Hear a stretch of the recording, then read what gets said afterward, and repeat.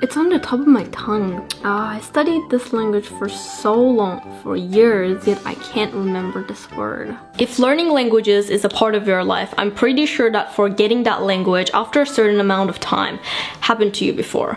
It's actually funny how long it takes for us to learn a language, yet we can forget it so quickly. That's probably one of the most annoying things about learning languages. So today, we're gonna discover some methods to prevent this happening. Tip number 1. The inevitable thing you need to do is exposing yourself to that language as frequent as possible.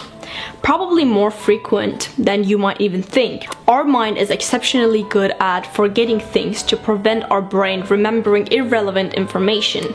Your brain has a system to decide which information to hold on and which information to forget. But how does the system work? It's actually quite simple. The more you repeat a certain information, the more it sticks to your memory. Think about your name, for example. When somebody asks about your name, what's your name? You don't even hesitate or you don't even think about it. It's because this piece of information, so your name, is repeated throughout your life so many times that your brain recognized, oh, maybe I should remember this information. So now it's moved to the long-term memory. And that's what we want to do with our foreign language, right? But the problem when it comes to the exposure to the foreign language is that it doesn't really happen naturally if you don't live in the country. For example, you live in the US and you want to learn French. How often do you think that you need to have a French knowledge in the US to maybe survive in some sort of a situation?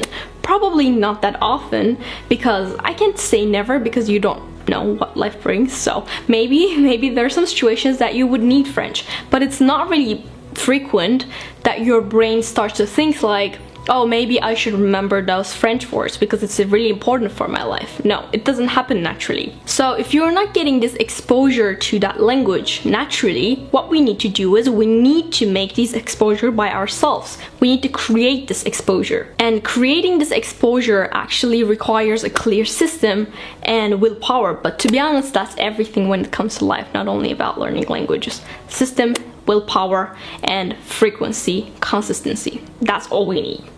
One of the easiest way to make this happen is building a habit where you get exposed to this language effortlessly. If you would make it effortlessly and easy, then it just becomes a habit of ours. I would recommend listening to audiobooks or podcasts or maybe even YouTube videos whenever you're commuting. The average American spends 55 minutes for commuting to work. That's the perfect time for you to get exposure to your target language. By defining when and what exactly you're going to do it will be much clearer and easier to get results you want, if you put the effort, obviously. But after listening to an episode or maybe chapter, you need to do an effective output. Learning stuff is all about inputting the information and then outputting that information. So after every time, try to summarize what you have listened in a couple of sentences. And because you know you need to summarize it afterwards, you will be more likely to focus what the audiobook, podcast, YouTube video, whatever is talking about. There is no reason for you to sleep on your commute time to do something actually beneficial for you. So use this time wisely and never say you don't have time to learn a language. Tip number 2. How do you usually spend your time before going to bed? Answer honestly, please. You probably reach out to your phone, and like I do, maybe you probably consume something on internet.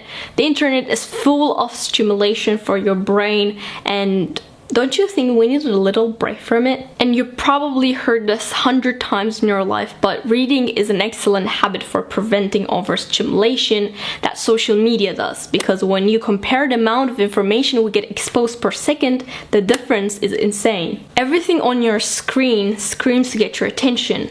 So why not to give your brain a little break, little rest when you unwind for a good night's rest? To stay up to date on the latest book in your target language, you might try pursuing Goodreads lists to see what other readers are enjoying.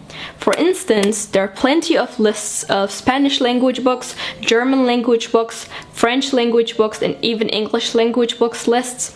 So from there are links to help you find where to purchase the book. All you have to do is double check to make sure it's in your target language. To get most out of your evening reading, try reading aloud. This way you will not only reinforce your reading skills, you'll also keep up your speaking practice. Tip number 3. If you want to do something more comprehensive, to do some reminding touch-ups in every area of language, such as vocabulary, grammar, listening, and speaking, you definitely need to try out Busu. Busu breaks down learning in small and achievable lessons that makes learning easier and motivating, so that you can do the activities in any given spare time. The app is free to download and you can also use it in web. Not only you can learn new vocabulary and maybe do some grammar refreshing activities, the grammar and vocabulary review tool helps you to remember everything you have learned in the lessons. Also, if you don't know where to start, you definitely need to check out Busu's study plan. It breaks the language down in chunks, reminds you when and what to study, and also prevents you from setting unrealistic goals. I'll have a link in the description below, in the comment section also, so that you can try Busu for free. Tip number 4.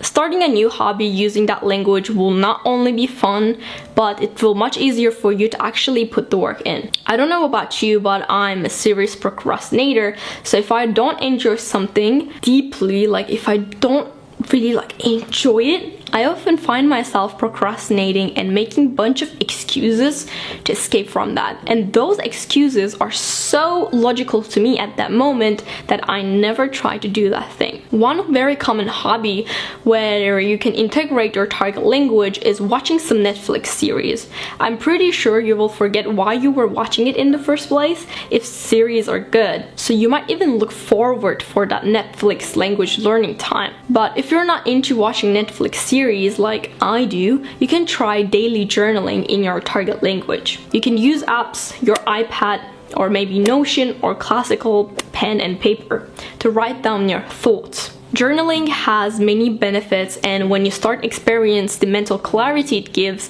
I'm pretty sure that you will start to enjoy it. The great thing about journaling in a foreign language is that since you're writing your thoughts, you will get better at expressing your emotions and your thoughts in your target language. Language is a communication tool and it connects people, right? Being able to talk about the weather or something formal in a perfect grammar and fluency might help you in certain situations, but if you want to connect with people deeply in a language, then you need to understand the other person, what they're feeling and what they're thinking. But understanding is not enough. You also need to express yourself, and journaling is the perfect way to practice that. We all know that taking one-on-one lessons with native speakers once a week might be the best thing, but sometimes maybe it's not really accessible for you, or maybe you're really shy. Journaling doesn't require any of it. You can do it anywhere, any given time, and you don't need to show to someone else too. And also, if you have pen and paper, which probably we all have, you can start it right away. It will help you mentally, and it will also help you achieve your goals. I hope all these tips helped you guys, and I wish you guys a great language learning journey, I guess. See you in my next video.